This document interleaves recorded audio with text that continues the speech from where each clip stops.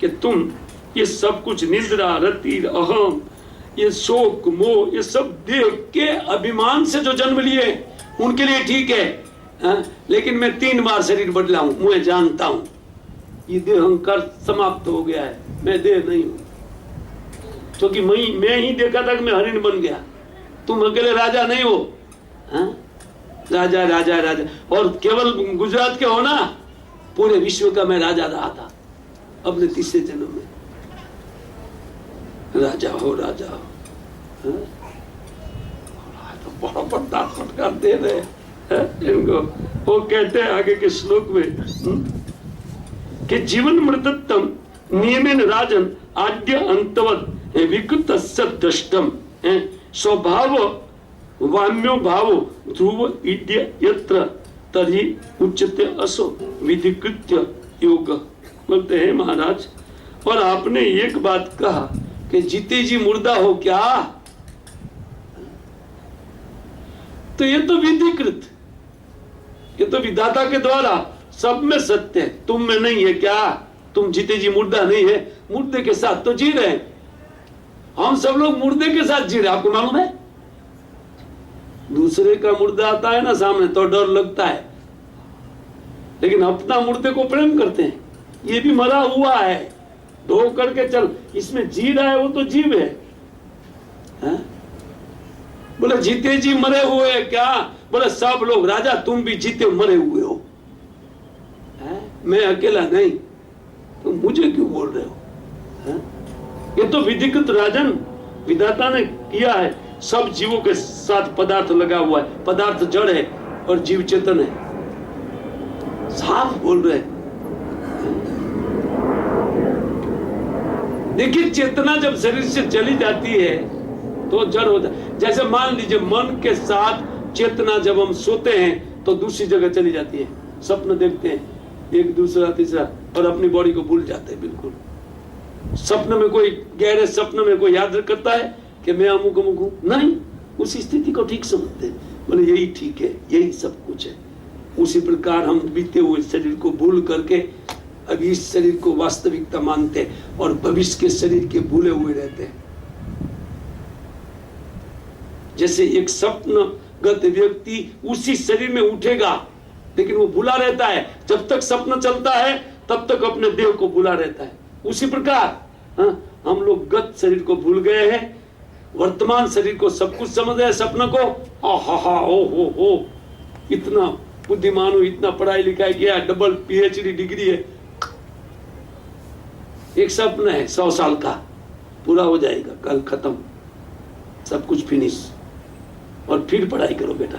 अगर आदमी हुआ तो, नहीं आदमी हुआ तो और तकलीफ, अगर चीटी बीटी हो गया तो खलास। कितना जन्म लग जाएगा आदमी होने के लिए पता नहीं। कर्म के अनुसार कितने डेंजर में हम लोग जी रहे हैं, इससे समझ में आता है कितनी भयावह अवस्था में हम कितना बड़ा रिस्क लेकर के थोड़ा तुच्छ भोग करने के लिए, भोग की लालसा में ये माया फंसाती है। ये माया की चाल है और ये माया की देन शरीर है। हम लोग को कितना चीट कर रही है और कितना मूर्ख बना रही है, उनको समझना है तो डेली दर्शन में आप समझ लीजिए, रोज लागू कीजिए इसको, अप्लाई कीजिए इस ज्ञान को, आत्मज्ञान, तब देखिए कमाल। मैं चेतन तत्व जीवात्मा हूं, मैं ये शरीर नहीं हूं।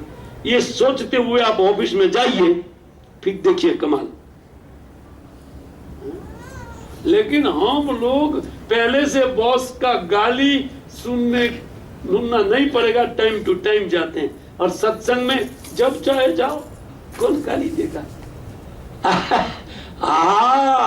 उधर कैर नहीं है, उधर बॉस का गाली मिलेगा। और गाली से क्या, गाली आपको लग जाएगा क्या? कहीं लगेगा? वो तीर की तरह गाली लगता है, खा लो। लेकिन सत्संग में टाइम पे आओ, बॉस को गाली देने दो, लेकिन ये नहीं होगा। क्यों?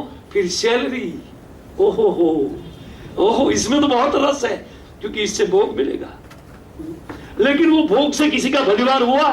कौन मृत्यु से बच गया?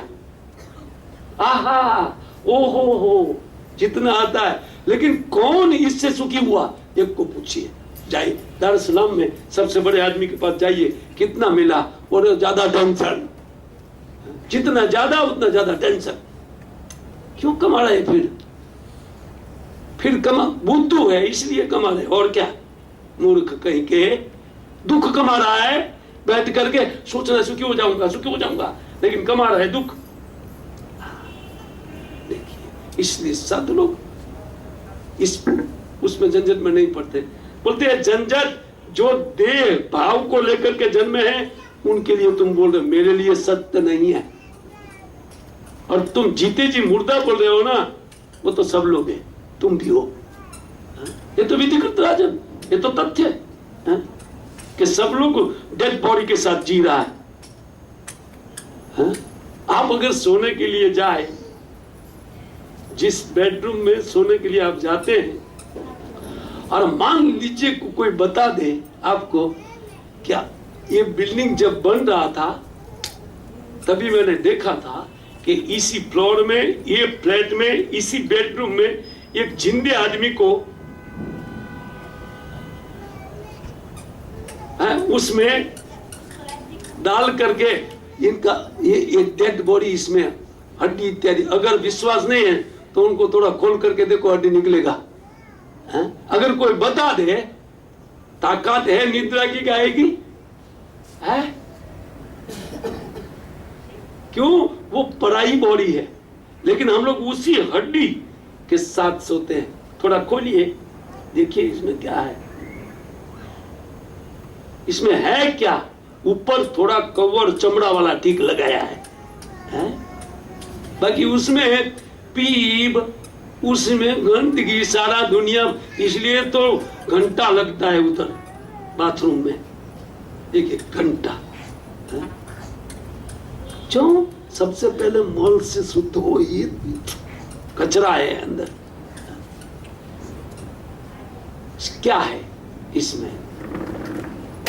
केवल हड्डी, और अपने हड्डी के साथ अपना है ना, और दूसरे का आयु प्रेत।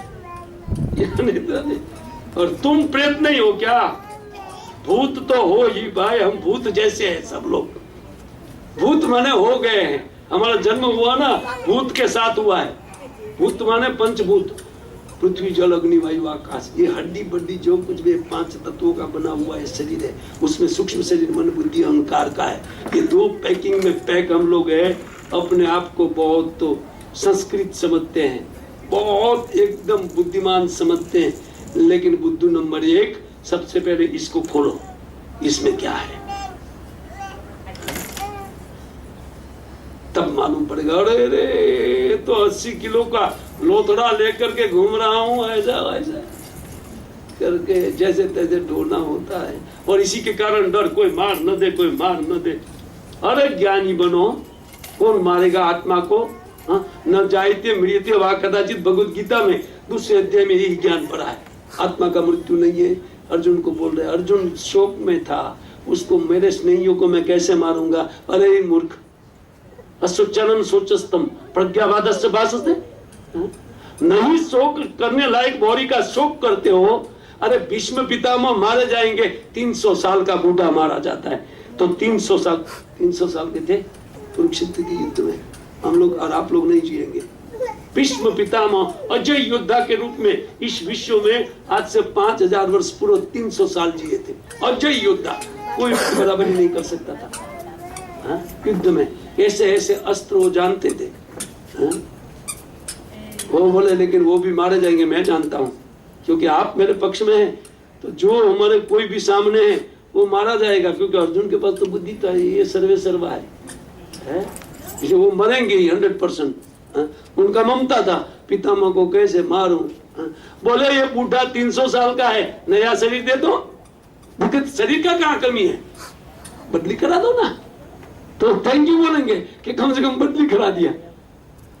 उल्टा सोच रहे, देह भाव में आकर के अहंता और ममता के कारण हम लोग अपने वास्तविक कर्म, वास्तविक कर्तव्य जो परमानंद देने वाला है उनको चुक जाते हैं, इसी मोह के कारण, अहंता और ममता के कारण। Thank you very much. आगे का श्लोक हम लोग कर लेंगे। आपका टाइम हो गया है, क्योंकि अच्छा हुआ कोई घड़ी देखो टाइम पे, मुझे पता नहीं रहेगा। और कल आपको बहुत ऑफिस अटेंड करना है ना। हरे कृष्ण।